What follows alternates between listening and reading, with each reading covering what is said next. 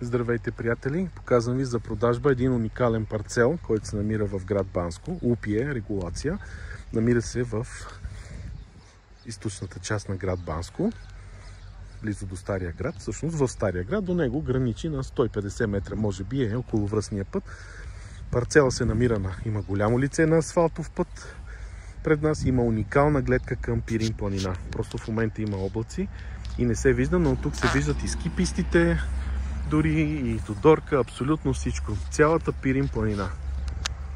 Има южно, изцяло южен е парцел. Ето, източна гледка, изток и юг е пред нас. Той е някъде около 1500 квадратни метра. И тук могат да се построят 2 или 3 къщи за живеене или малко комплексче.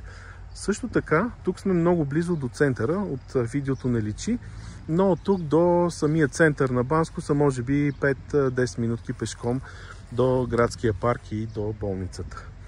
Тоест, нищо, че се намираме в източната част на града, тук се намираме и много близо до центъра на Банско. Говориме за пешеходна дистанция. За повече информация ще оставя моите данни на линка под това видео. Жалко, че планината в момента е забулена в облаци, но се вижда цялата планина.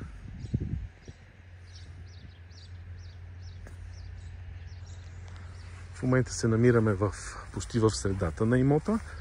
Излишно е да казвам, че тук имаме ток и вода. Жиците са буквално пред имота. Ето това са родопите, дори и те се виждат от тук.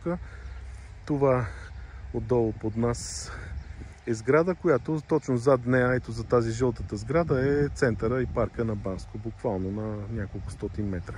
Така че тук, както повтарям, се намираме много близо и до центъра на Банско. Имотът е равен. Вижте колко е равен. Хубав, изключително подходящ е за строителство.